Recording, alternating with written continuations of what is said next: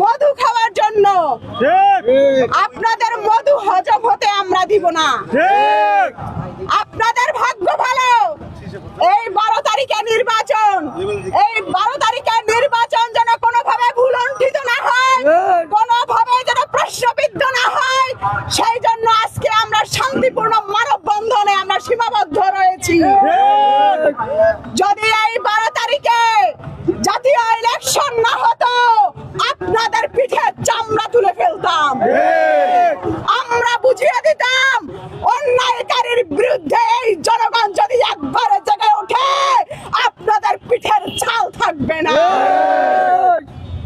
প্রিয় বন্ধুগণ, আপনারা জানেন আসন্ন নির্বাচনে এই ইসি এবং এর সচিব নিজেরা ইলেকশন ইঞ্জিনিয়ারিং করছে।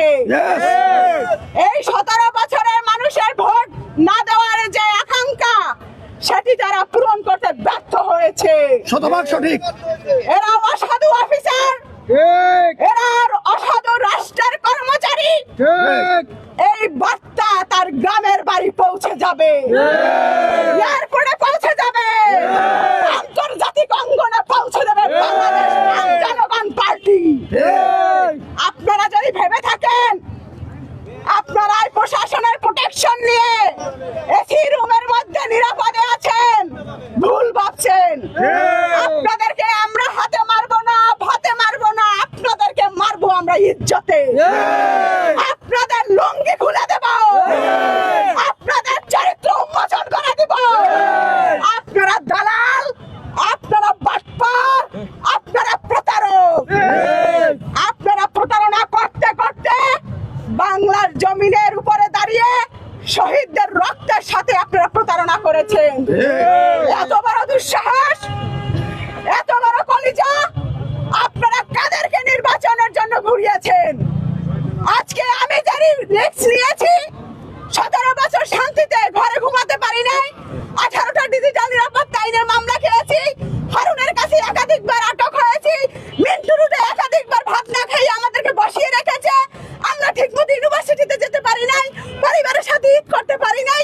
এই নতুন বাংলাদেশ গড়ার জন্য আমরা এই ত্যাগ করেছি, আপনারা তার বিনিময়ে আমাদেরকে পুরস্কৃত করলেন।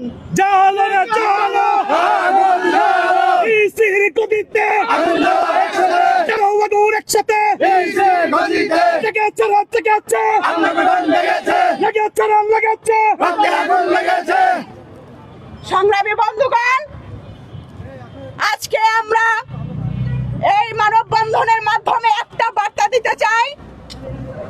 বাংলাদেশ জনগণ পার্টির গণবিজ্ঞপ্তি জারি করেছেন, প্রতীক বরাদ্দ করেছেন।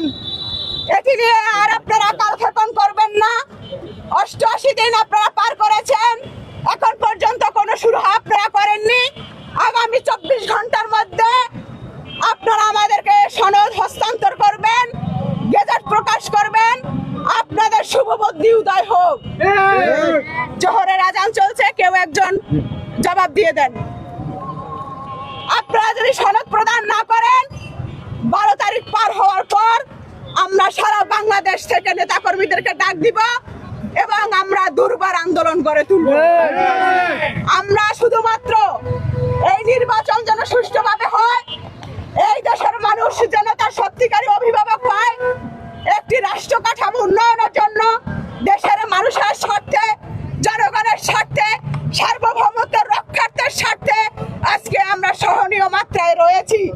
আমাদের ধৈর্যের বাঁধ যদি ভেঙে যায়, আপনাদের তিস্তায় আমরা চুবিয়ে মারবো, আপনাদের তিস্তার জলে আমরা চুবাবো, বুড়িগঙ্গায় আপনাদের চুবাবো, বুড়িগঙ্গার পানি দিয়ে আপনাদেরকে শরবত খাওয়াবো। আপনারা আমাদেরকে চিনতে পারেন নাই। আমরা হাসিনার গদি লাড়িয়ে আমরা সেইভাবে করে রাজপথ থেকে উঠে এসেছি। আমাদেরকে দিয়ে ভয় ভীতি দেখিয়ে কোনো লাভ নেই। ইতিমধ্যে আপনাদেরকে একটি বার্তা দিতে চাই, মুঠোফোনে অনলাইনে বিদেশি নাম্বার দিয়ে হত্যার হুমকি আসতে শুরু করেছে। আমি রাজনীতি করব, সেক্ষেত্রে তুমি হস্তক্ষেপ করার কে?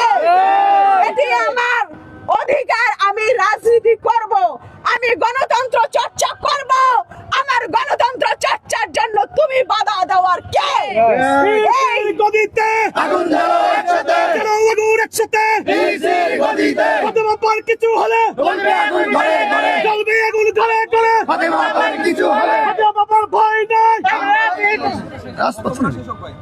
আপনারা জানেন, এইমাত্র আমি বলেছি বিদেশি এক নাম্বার দিয়ে আমাকে হত্যার হুমকি দেওয়া হয়েছে। আমার যদি কিছু হয়, আমার 10 বিভাগের সংগঠকের যদি কিছু হয়, তথা বাংলাদেশ আম জনগণ পার্টির একটা ওয়ার্ডের সদস্য যদি কিছু হয়, এর দায়ভার বাংলাদেশ আম জনগণ পার্টি, প্রধান নির্বাচন কমিশন সংশ্লিষ্ট ব্যক্তিবর্গের উপরে অবশ্যই অর্পণ করবে। আপনারা জেনে থাকবেন, আমাদের যদি প্রাকৃতিকভাবে মৃত্যু ছাড়া কোনোভাবে কৃত্রিম ভাবে যদি আমাদেরকে মৃত্যুর মুখোমুখি হতে হয়, তাহলে জেনে নেবেন এই হত্যাকাণ্ড এখানে বসে থাকা এই দালালরা করেছে। এই দালালরা আমাদেরকে এই জুলাইয়ের স্পিড ধরে না রাখার জন্য, এই জুলাইকে বাস্তবায়ন না করার জন্য তারা আমাদেরকে এই হত্যার মুখোমুখি দাঁড় করেছে এবং হাদির মতো আমাদেরকে বাধ্য করবে আমাদের জীবন দেওয়ার জন্য। তাই আমরা সতর্কভাবে বলতে চাচ্ছি, আপনারা যে যেখানে আছেন, আমাদের রাষ্ট্রীয় প্রটোকলের দরকার নাই, জনগণই আমাদের প্রটোকল দিবে, জনগণই আমাদের শক্তি, এই জনতাই আমাদের রক্ষা করবে। আমাদের রাষ্ট্রীয় প্রটোকল আমরা চাই না। আমরা একটা জিনিস চাই, স্বাধীনভাবে এই 24-এর পর এই বাংলাদেশে স্বাধীনভাবে আমরা নিঃশ্বাস নিতে চাই, অক্সিজেন নিতে চাই। সেই অক্সিজেনে যদি কেউ বিষক্রিয়া সৃষ্টি করে, সেই অক্সিজেনে তারাই আক্রান্ত হবে। আমার বাংলাদেশ আম জনগণ পার্টির একটা সদস্য যদি একটা চুল পরিমাণ ক্ষতি করার চেষ্টা করেন, আপনারা হাদি হওয়ার জন্য আপনারা আমাদেরকে হুমকি দিচ্ছেন। আমরা থেমে যাওয়ার মতো ব্যক্তি না, আমরা পিছপা হব না।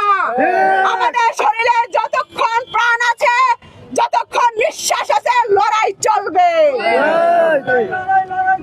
লড়াই করে বাঁচতে চাই, ইনকিলাবের আক্রমণের প্রতিবাদে বাঁচতে চাই। সংগ্রামী বন্ধুরা, আপনারা দেখেছেন যমুনার সামনে ইনকিলাব মঞ্চের উপরে যে হামলা চালিয়েছে, আমাদের সাংবাদিক বন্ধুদের উপরে যেভাবে করে নারকীয় হামলা চালিয়েছে, তার তীব্র নিন্দা এবং প্রতিবাদ জানাই। এই সাংবাদিকতা হচ্ছে স্বাধীনতা চতুর্থ স্তম্ভ। এই 24-এর গণঅভ্যুত্থানে আমরা কোনো মূল মিডিয়া পাই নাই। এই ডিজিটালে যারা কাজ করেছে, তারা জীবনের রিস্ক নিয়ে তারা আমাদের সামনে হেঁটেছিল। আমাদের এই নিউজ কার্যক্রম তারা জনতার কাছে বিশ্বের মঞ্চে পৌঁছে দিয়েছিল।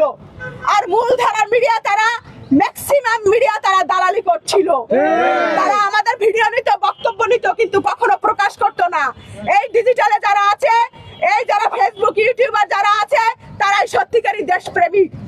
এই প্রেমিকদেরকে যারা হাত তুলেছে, তাদের ভিডিও ফুটেজ আছে, প্রত্যেকে আইডেন্টিফাই করে তাদের বিচারের মুখোমুখি করতে হবে।